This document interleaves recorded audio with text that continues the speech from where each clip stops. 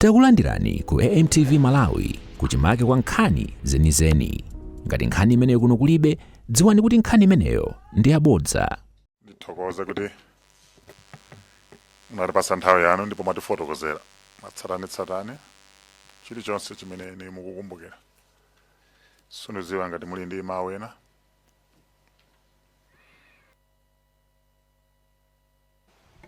Zikomo cheya wandipatsa mwayi ndichiyese cha mwayi kunena kuti ndapezeka pamaso panu. It's not easy kukhala panopa ndikumayankha, koma I had no option. At last ndimayeneka kuti ndingobwera kuti ndiyankhe, ndipo mwayi umenewo mwandipatsa kuti ndifotokoze mwina mawu anga omaliza. Mawu amene ndili nawo ndoti mwina kumbali ngati ya pension mutithandizire. Ndalama imene tinalandira ndiyochepa. Tikuvomereza chifukwa anthu aja anali achinyamata, anali achichepere, sanagwire ntchito nthawi yayitali. Inde anali under contributory. Koma panopa ndi pamene ndachimvetsetsa kwambiri contributory kuti kodi imatani malingana ndi mmene zinthu zathu zimene zinatani zinayendera. Chimene chimabwereka kwambiri nchonena kuti chisomo chimanena amene andibweretsa panopaya anasiyana ang'ono awiri. Ndekuti mmene amatisiya muja anasiya winayo ali 2 years atangokwanitsa umene nditi panopa ali 4 years. Wina uja first born anamusiyani zaka 6 panopa ali ndi 8 years. We have a long way kuti mwana uja afikane poti wakula. Ngozi inatichotsera munthu amene ndofunikira. Parenting ya munthu mmodzi ndiyovuta, koma mmene ndanena kuti ulive chilichonse kwa Mulungu. Kumbali ya pension iyo chonde tifufuzireni katsalako nkochepa, koma mwina tithandizeni kuti kochepako atitani kodi atipatse. In my case ndikukhalabe ku nyumba ya boma. March nalandira phone yonena kuti ndisamuke. Pension imene ndinalandira ndi ndalama yochepa, sindingayitchule koma ndi ndalama yochepa kwambiri imene sinathe kukwanitsa kupanga zinthu zina zimene mwina ndikanakwanitsa kuti ndisunthe. That is why ndili stuck pamodzimodzi chifukwa choti pension yowani inachedwa. We struggled kuti tipange access pension yomwe ndiyochepaso kale, komanso yotsalayo up to now sitinapatsidwe. Chonde tifufuzireni nkochepa koma munatiganizire.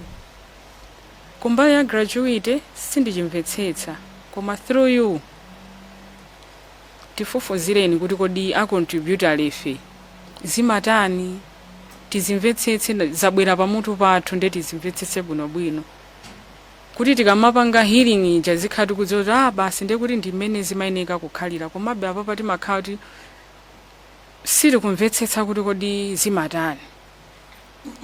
Mapeto ake ndi munthu omayankhula zosemphana pamene mwina tikakhala ndi full knowledge ya mmene zinthu zimayendera, we will accept and move on.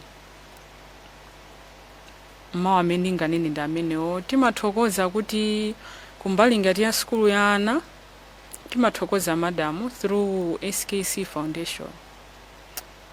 Timathokoza kwambiri kuti amalipirira ana aja. I think moyo wawo pena umakhala kuti uliko pabwino akamapita ka skulu kabwino kamene mwina bambo awo ankawapititsa ali ndi moyo. Ndi pati imodzi ya relief, koma kuti tinganene kuti paliso china chimene mwina chimachitika apart from kungothandizidwa physio ndi zokhazo. Koma I tell you, life is hard.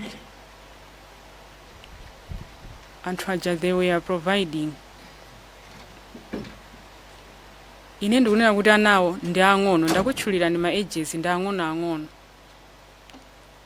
and ndikupemphera kwa Mulungu lina kuti this time around through this inquiry tiyipeze closure ija, chifukwa tikamakhala timati ndi ana ang'ono komano ngati meti ukamba papamo akhoza pezeka kuti amamva dzina la bambo awo likutani likutchulidwa and they come back nkumakufunsa mafunso.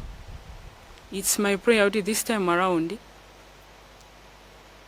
mwina tiyipeze closure ija kuti mwina zikamakambidwa chonchi now and then ndeti anajaso they struggle kupanga concentrate ku school ngati kamene kali wankulu koyo ndeti amabwera ndi zimafunso lola papa inquiry imene kuchitika mama ndifunsa kuti why are they doing this, why are they mentioning daddy's name, then you can understand kuti mwana siningamupase the whole story ndi wang'ono. It's my prayer nena kuti this time around mwina inquiry hii tithandizeni kuti ndikudziwa kuti ndi chachikulu chidachitikira dziko lonse sichingangozizira chifukwa kuti nchodabwitsa nkoyamba kuchitika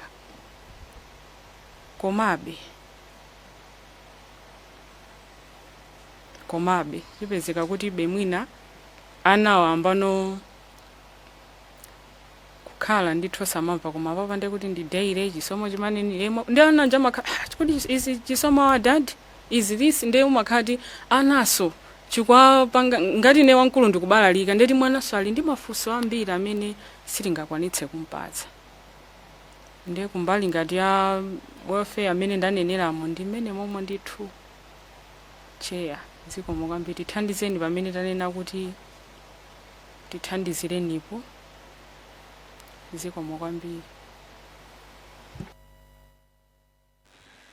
Ndathokoza kwambiri mwafotokoza bwino nkhani yanu pokhala mphunzitsi yesesa kuti mutifotokozere bwino ndi kuthokozeni chifukwa cha nthawi yanu komanso ndondomeko yonse imene munali nayo ndikutha kumvetsetsa chipsinjo chimene muli nacho.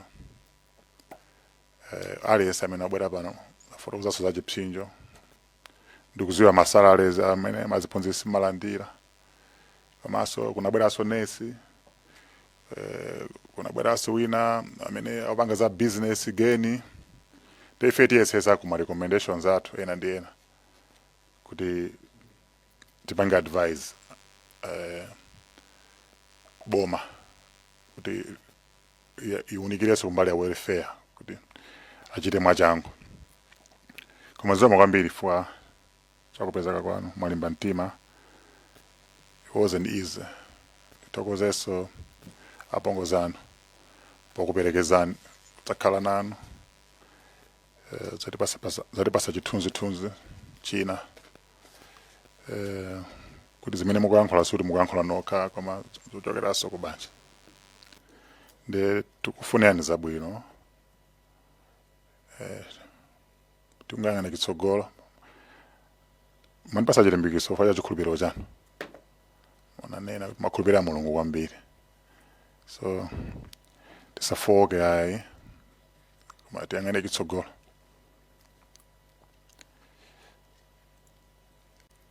Tikatera ndi mathero a zokambirana zathu titha kumasolani kuti mubwerere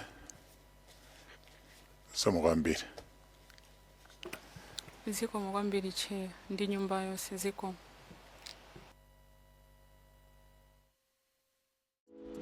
Osayiwala kupanga subscribe ku channel ya AMTV Malawi.